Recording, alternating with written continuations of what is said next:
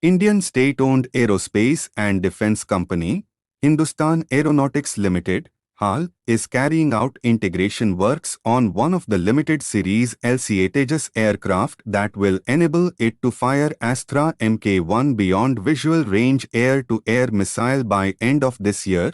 Plans are also being prepared to start computer-generated data for integration of advanced short-range air-to-air missile, ASRAAM, from the European missile maker MBDA that has been approved for fitting on LCA Tejas after talks were held between HAL and MBDA. Heat-seeking, ASRAAM air-to-air missile will be supplementing Russian R-73 for close combat air-to-air combat for the entire LCA Tejas fleet, starting with the Tejas Mk1, a fleet that goes into production in 2023. ASRAAM is already being integrated on the Derrin 3 upgraded Jaguar ground strike fighter jet fleet, and IAF is keen that next-generation close combat air-to-air missile becomes a standard missile type across the fleet.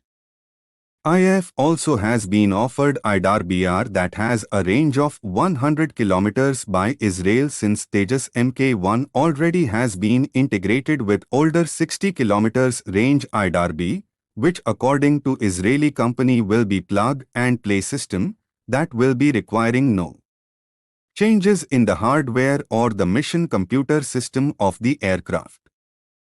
A final call on IDAR-BR might be taken at a later stage, while the focus remains on enabling Astra Mk1 and ASRAAM on the Tejas Mk1 fleet, which will also be supplemented with IDAR-B and R-73. Astra Mk2, a dual-pulse motor-based 160 km beyond visual range air-to-air missile, is also being developed to be tested from Sukhoi Su-30 Mki later this year. It is expected that the missile will take few years of developmental and user trials before it is cleared for production. Astra IR, Imaging Infrared Homing Seeker, along with the Astra Mk2, 160 km, and Astra Mk3, 340 km, will eventually replace imported air-to-air missiles in long run. Please like and subscribe to our channel. Jai Hind.